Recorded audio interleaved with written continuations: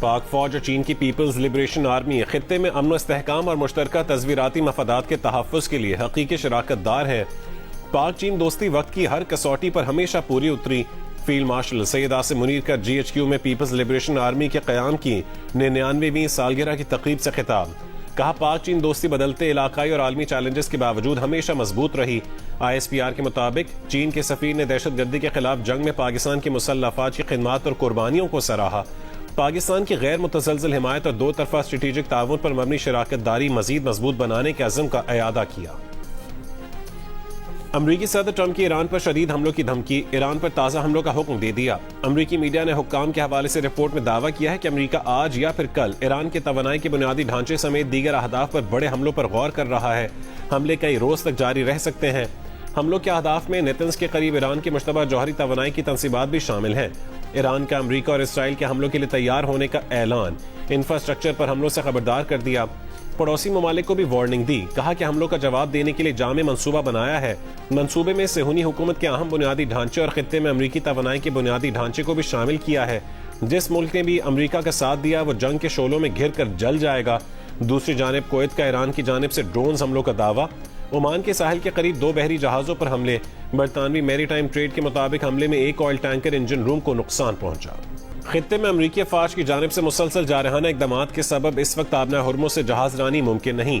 آبنہ Hormuz میں بحری traffic کی نگرانی اور انتظام کی ذمہ دار پرشین گلف اسٹریٹ اتھارٹی کا اعلان۔ کہا کہ مشرق وسطیٰ میں استحکام کے بحال ہونے کے بعد ہی تمام درخواستوں کا جائزہ لیا جائے گا اور اجازت نامے مرحلہ وار جاری کیے جائیں گے۔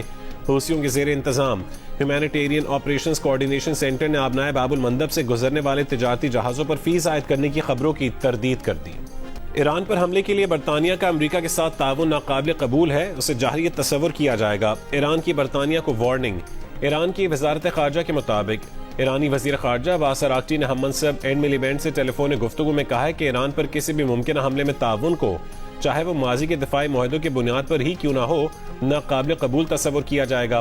کسی دوسرے ملک پر حملے کے لیے کسی ریاست کی سرزمین یا تنصیبات کے استعمال کی اجازت دینا بین الاقوامی قانون کے تحت جاہریت تصور کیا جا سکتا ہے۔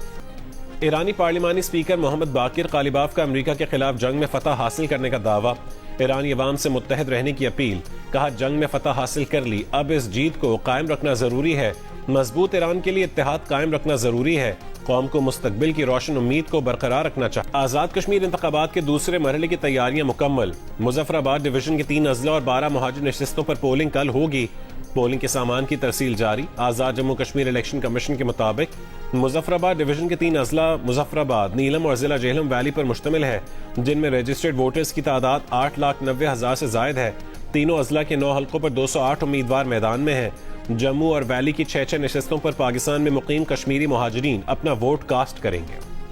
چیئرمین پیپلز پارٹی بلاول بھٹو کا کہنا ہے کہ کشمیر کے وسائل سے یا اس کی زمین پر نوکریوں پر پہلا حق کشمیر کے نوجوانوں کا ہے۔ یہ کیسے ہو سکتا ہے کہ زمین اور وسائل کشمیر کے ہوں لیکن نوکریاں کسی اور کو ملیں؟ جاری بیان میں مزید کہا ہے کہ ہائیڈل سڑکوں اور ٹورزم ڈیولپمنٹ پروجیکٹس میں مقامی افراد کی نوکریاں لازمی ہونی چاہیے۔ کشمیر کے وسائل اور کشمیر کی زمین اور روزگار کشمیر کے نوجوان کا ہے۔ 18ویں آئینی ترمیم کے تحت صوبوں کو منتقل کی گئی 17 وزارت نام کی تبدیلی کے ساتھ اب تک وفاق کے پاس ہیں۔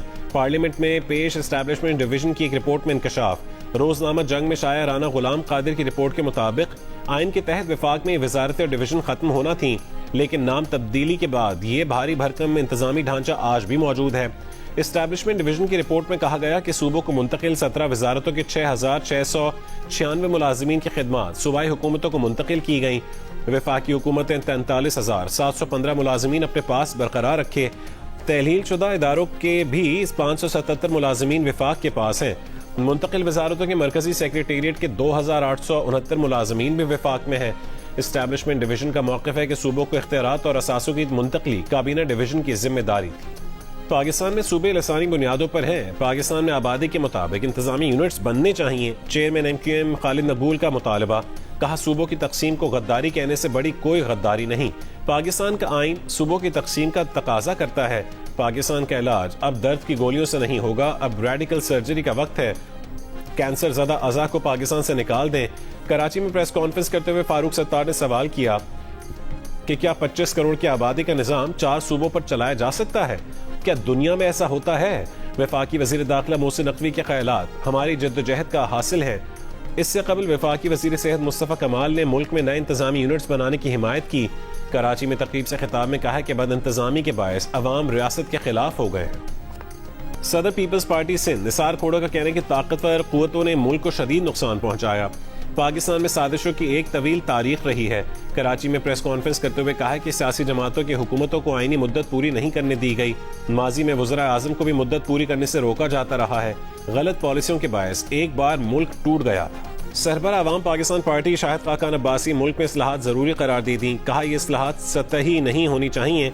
मुल्क में हर साल नया तजर्बा किया जाता है। हमें निज़ाम बदलना है, रूल ऑफ लॉ चाहिए। इस्लामाबाद में प्रेस कॉन्फ्रेंस करते हुए शाहिद खाकान अब्बासी ने कहा कि पाकिस्तान में सरमायाकारी नहीं हो रही क्योंकि कोई पॉलिसी नहीं है। हुकूमत सिर्फ टैक्स लगाना जानती है। सियासतदान एक दूसरे को जेलों में डालना खत्म करें। अगर सारे सियासतदान करप्ट हैं तो मुल्क कौन चलाएगा? मुल्क चलाने वाली दोनों जमातें पार्टनर्स हैं, फिर भी एक दूसरे पर इल्जाम तराशी कर रही हैं।